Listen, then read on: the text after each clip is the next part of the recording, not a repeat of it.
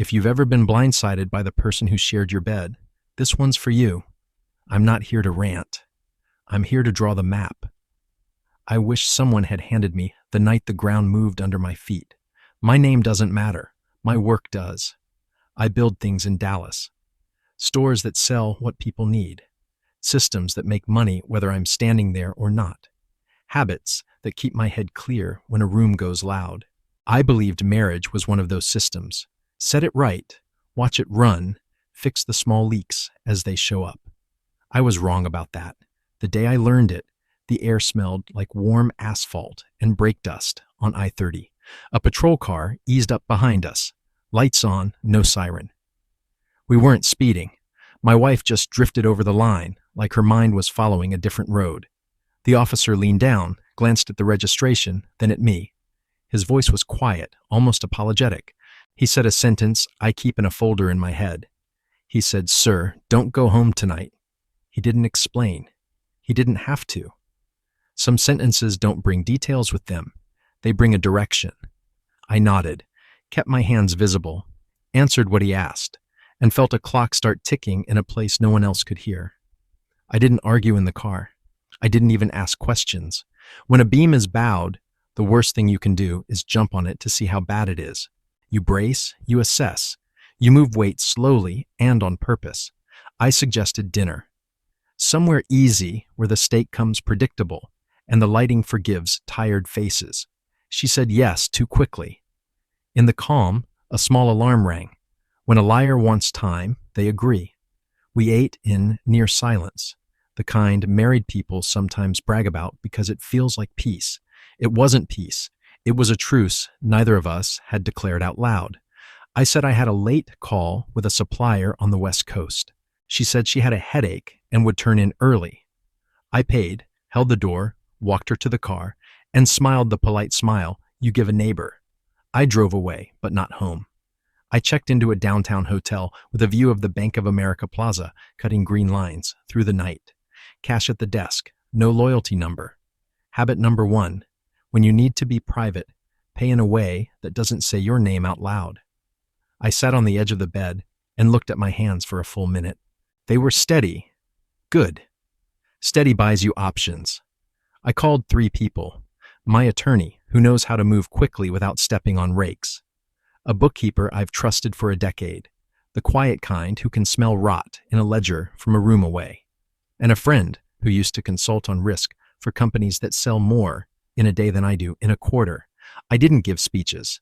I asked for checks I could run tonight, joint accounts, recent transfers, authorized users I didn't authorize, anything offshore with my name in the fine print, and the sort of policies people take out when they plan for disasters or cause them. While their systems warmed up, I walked 2 blocks in the heat that doesn't quit after sunset and bought a notebook, a pack of black pens, and coffee. On the first line, I wrote, "Rules beat arguments." At 11:30, the bookkeeper called back. She started with the kinds of apologies accountants use when they deliver bad news you've already paid for. I told her to skip them. She read numbers. Round transfers that never touch the same cents twice. Cash withdrawals, capped just shy of triggers. A payment to an insurance company that doesn't advertise on billboards. A travel deposit written in a way that suggests a vacation but books like a relocation. Costa Rica, 2 weeks out, 2 names, one of them mine. Not my handwriting, not my card, not my desire to see a beach. I asked for the authorization trail. She said she'd pull it and email my attorney. I thanked her and hung up. The coffee tasted like burned sugar. I wrote another line. People hide things where they feel clever. I slept for 3 hours. At 6, I was on the sidewalk watching the city shift from orange to white. Before the stores opened, I drove to each one and walked the perimeter with security. We checked the back doors. We checked the cameras. We checked the logs for late-night entries and unusual dwell times in offices where there isn't anything worth dwelling on. At the first store, the night guard asked me if everything was okay. I said yes in the tone that says no. He nodded like a man who understands the value of not pressing. At the second store, a manager handed me a stack of deposit slips with an extra one slipped in, that didn't have yesterday's date. I made a note to bonus her at the end of the quarter and to move the safe. At the third store, a gap in the camera footage lined up with the minute. A key code was used but not logged. I stood in that hallway for a long breath, imagining hands I loved reaching into a safe I maintained. The attorney called at 9. He had the authorizations. Some bore my signature, with a loop in the R that I don't make, and a pressure on the downstrokes that looks like anger. He said the policy was large enough to make a stranger ask questions. He said the beneficiary was my wife, and the secondary beneficiary was a name that I recognized but had never said out loud. I wrote it down and felt the letters weigh what they weighed. I asked him to prepare 2 routes, one where we press, one where we don't. He laughed without humor and said, "You're going to do what you always do, make them move first." He was right. People reveal themselves when they think you're not moving. The friend in risk sent me a list. Where to stand in a meeting, which chair to give away. So the other party feels powerful right before they lose it. How to pace a reveal so the floor moves, one tile at a time, under the person you're walking. He told me to control the room temperature, the lighting, the first glass of water. He told me to name the timeline before anyone else gets the chance. He reminded me that panic looks like anger in some men, and like tears in some women, but feels the same in the lungs. Then he told me to breathe before I set the bait. I breathed. At noon, I called my wife and asked her if she wanted to go someplace nice for dinner, just the 2 of us, to shake off the week. She brightened in a way that would have charmed me a year ago. I booked a table at a steakhouse in Uptown, where the leather is dark, the booths are deep, and the staff know how to read a table without hovering. Before I left the hotel, I laid out 3 folders on the bed. Finances, movements, intent. Inside the first, account statements with tidy circles around the numbers that didn't belong, signatures side by side, mine and its counterfeit. A list of 3 transactions that lead to an insurance policy I didn't request. Inside the second, stills from camera footage, entry logs, a timestamp that matches a hotel check-in, 3 exits from our house, text records that say running late when the car GPS says otherwise. Inside the third, the policy summary, the deposit on a rental fair south of where we live, and a letter I wrote by hand because ink has a way of making a point that fonts don't. She arrived at the restaurant with a fresh coat of lipstick, the color she only wears when she's nervous. I stood to kiss her cheek and smelled the kind of perfume people pick in duty-free stores on their way to something they shouldn't do. The host seated us in a booth that faced the room. I took the spot against the wall. If you've never thought about it, let me give you something. When you need to see a storm coming, don't sit with your back to the door. The waiter poured water, offered the specials, and vanished, the way good staff do when a table is tense enough to hum. We ordered. She asked about my day in that light, cheerful way people use when they're racing to beat badness to the next corner. I told her it was productive. I asked about hers. She said she had coffee with Emma. I said it sounded nice. I didn't mention that Emma had texted me a photo of her flight to Denver at 7 that morning. Not because we were friends, but because she didn't want her name attached to whatever story was building. People step away from fires when they can feel the heat on their shins. Between the salad and the steak, I pulled the first folder from my briefcase and set it on the table with deliberate care. I didn't hand it across. I didn't push. I just touched the tab with one finger and said, "There are a few things I want to understand." Her eyes went to the folder, then to my face, then to the room. She laughed, the small kind, and said, "Is this about the new refrigerator?" I told her it wasn't about appliances.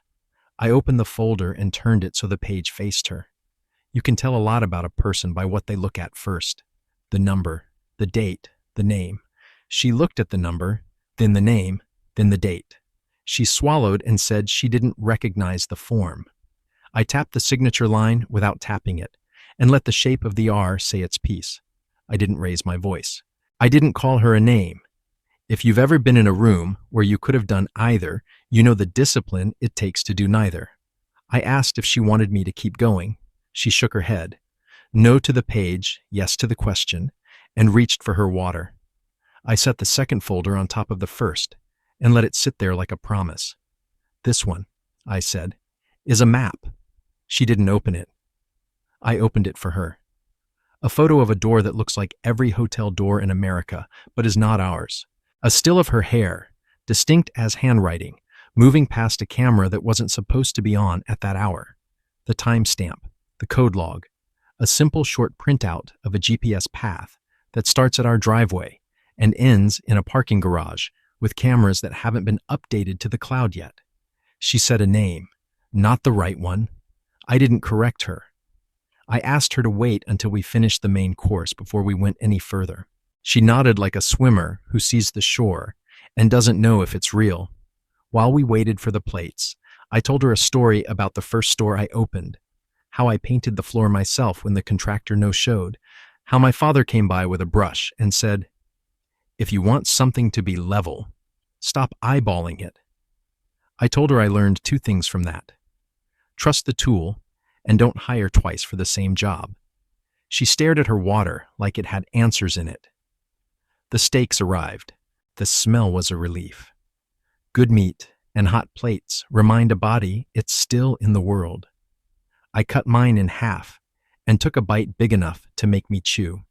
Chewing slows the mind down to a pace where you can decide instead of react. I put the third folder on the table. I didn't touch it. I let it sit while we worked through the second bite, as if this were any other Thursday, and we were any other couple who still kept small courtesies. When I finally opened it, I did what my friend told me to do. I named the timeline before the room could. The policy, the beneficiary, the secondary, the deposit on a property far from Texas. The date circled in red. I didn't accuse. I asked for the story she'd prefer to go on record with. She blinked like the light had changed and said nothing. I gave her the next small dignity I had left to hand out. Time to breathe. Here's something I didn't know before that night. You can hear a lie form. There's a rhythm to it. The inhale before the reach. The shift of eyes from your face to your shoulder because your shoulder is less likely to argue. The way a hand moves to the throat like an old habit returning. She tried 3 starts and failed them all. Then she said very calmly that she had no idea what I was talking about, that Emma must have filed something in her name as a favor, that the hotel camera must have the wrong date. It was almost good, right up until she reached for the steak knife with the wrong hand and realized it. I closed the third folder without looking at it again. The point had been made. Panic had entered the room and taken a chair. I told her we had 2 paths, and I could live with either. One we call a lawyer tonight, and the morning starts with forms, and in a month we don't share a house or a bank account or a last name. 2, she takes a breath, tells me the full story without the decorative edges, and in exchange, I make choices that do not involve police, reporters, or extended family group texts. She asked if there was a third path. I told her third paths show up for people who are honest. She looked at the door. She looked at the windows. She looked at my hands, which were on the table, open. When the check arrived, I paid. I always pay. She excused herself and walked to the restroom with the slow, careful steps of someone calculating how many seconds a phone call would take if she made it. I let her have them. When she returned, she was paler and more certain. She said we should talk someplace private. I said privacy is how we got here. She asked if we could at least move to the bar. I said the booth was fine. I asked my next question, and the one after that. She answered the first by not answering, and the second by saying a name I'd written down hours earlier. The third went to voicemail when I dialed it and left my mouth. She flinched when she heard it ring. I put my phone down. I didn't smile. I didn't gloat. I don't enjoy winning. I enjoy finishing. We're going to take a drive, I said, and you're going to help me understand the parts I can't see from here. She nodded like an elevator going down. We stood. I thanked the server and left a tip that says, "I want to be welcome here again." On the sidewalk, the heat had gone soft around the edges. My car waited at the curb, the same as always, like nothing had changed.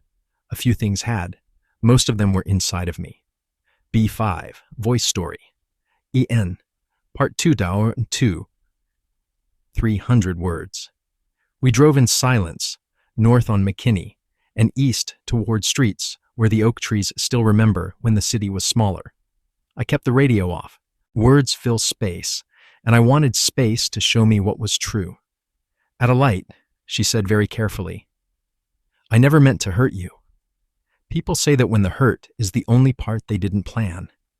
I nodded without agreeing and turned left. I didn't take her home. I pulled into a well-lit parking lot behind my attorney's building, where cameras see better than neighbors do. I parked under a lamp, left the engine running, and put my palms on the wheel like a man waiting out a summer storm. "Start at the beginning," I said, "and don't upgrade the story to make yourself feel smarter."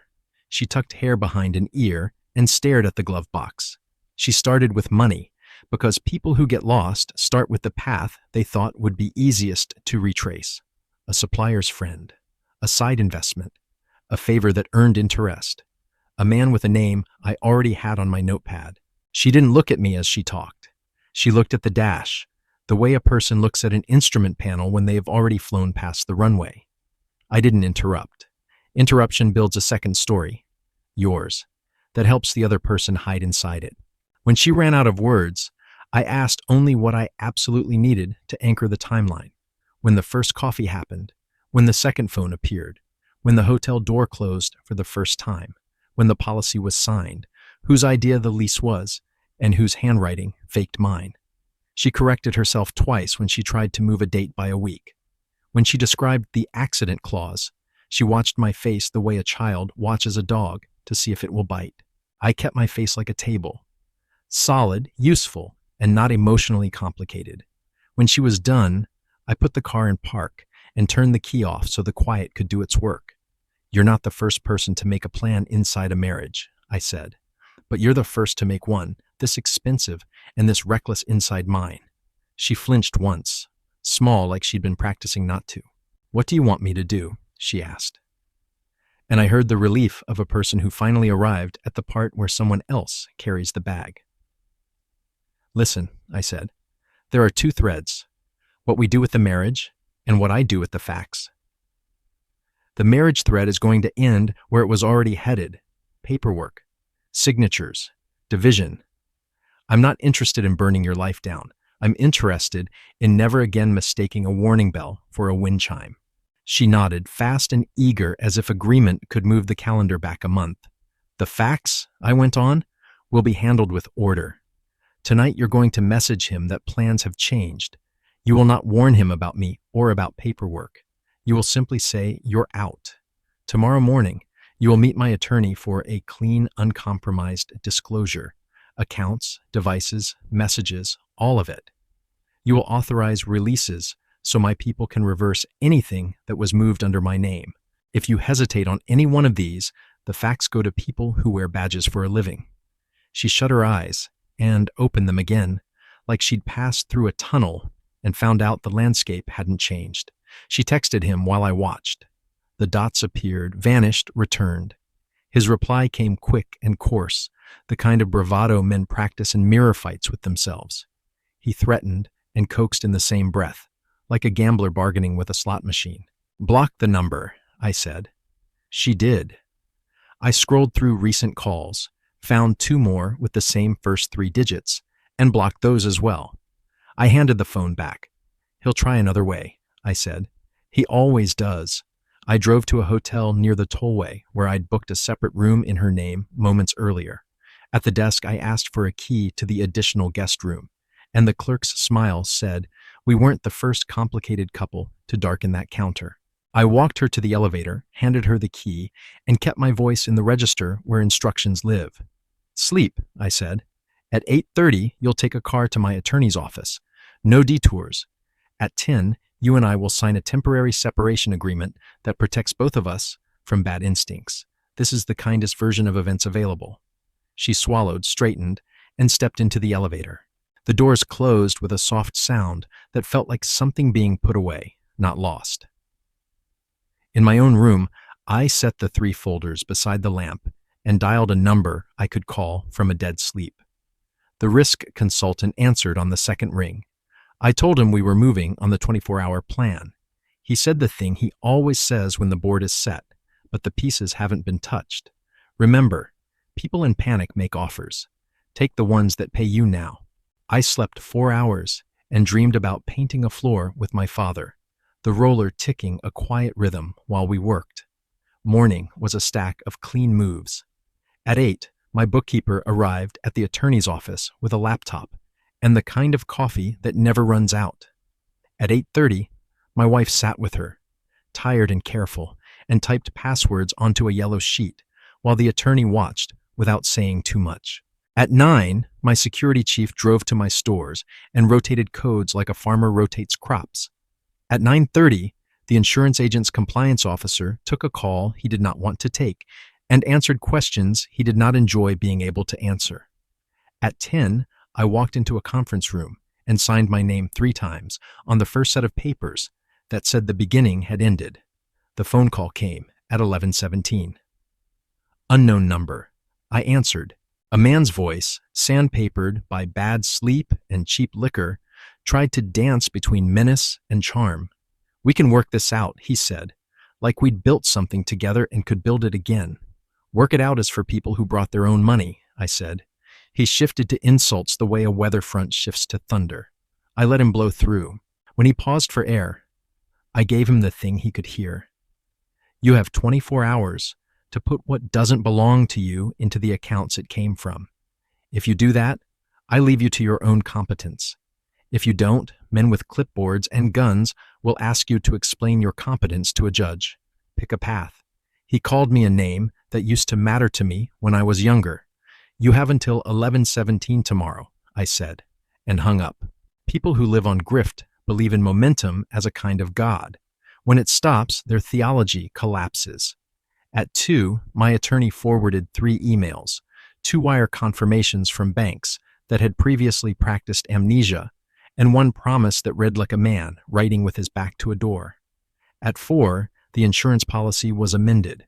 By 6, the lease far south of Texas had a new name on it, the owner's, which is how it should have read in the first place. At 7, I ate dinner alone and watched the sun lower itself over lanes of traffic where no one knows anyone else's business unless they want to. At 9, I typed a note to myself. "You did not win," you concluded. The fallout came in small avalanches over the next day. The man with the rough voice stopped texting when my attorney's assistant sent him 3 sentences containing 4 statutes and 2 phone numbers for offices that don't put you on hold. A mutual acquaintance called to say he'd seen our friend at a storage facility near Addison, fumbling a lock and looking like a man who finally found a mirror. My wife's sister messaged from Phoenix, used the word space, and asked for none of the details while requesting all of them. My response was short and free of venom. Venom harms the vessel it's stored in.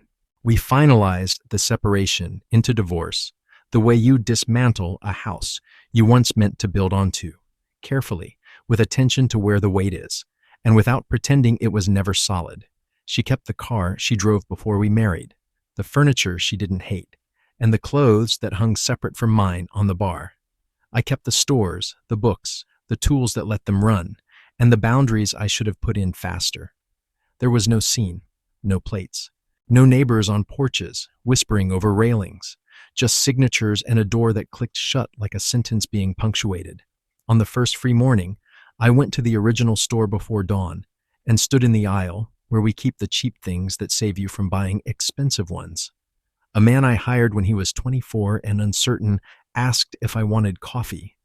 I told him I'd already had enough for 2 people. He laughed and said he'd pour me half. We walked the floor and talked about a competitor with 2 bright lights and 2 loud music who'd opened a mile away. "They won't last," he said. I told him people always last until they don't. Then I told him we were opening a 4th location and that he'd be training the manager. He looked at the concrete, then at me, and said the sentence that makes ownership worth the 1,000 small deaths it brings. I can do that. When the paperwork arrived from the insurance agent confirming the policy changes, I put it in a drawer with other documents that prove stories people don't want to believe. On top of the drawer, I kept the note the officer spoke to me that night without writing. I don't need it. My body remembers it. The next time a stranger's kindness sounds like a map, I will follow it before I decide whether I like the destination. I don't have advice to sell. I have a principle I can hand you for free. Build anyway. Build while you're angry and stop building the moment the anger is what's holding the hammer. Build with rules that don't care what the room feels like. Build with friends who don't need your explanation to stay. Build a door that doesn't swing just because someone knocks loud. Build a life you could defend in court and sleep inside without telling yourself bedtime stories you don't believe. If you are where I was, if your phone just lit with a sentence that turned your blood to electricity, if you're rehearsing a conversation you know won't go the way you hope, let me offer 2 small rails you can put your hand on in the dark. 1, write it down. Paper doesn't argue. 2, when you get the chance to decide between burning and building, build. Not because they deserve your restraint, but because you deserve a life that isn't scorched earth. I didn't get back what I thought I lost. That's not how this works. I got back something better. The right to decide how my days are shaped and who gets to put their name on any of it. I drove past the steakhouse a month later and saw a couple in our booth, talking with their hands, learning whatever it is they were learning. I wished them luck without envy. I had somewhere to be. There was paint to roll, codes to change, a manager to train, a store to open, and a quiet in my house that finally sounded like a home. The kind of quiet you don't have to apologize to. The kind of quiet a man can build on.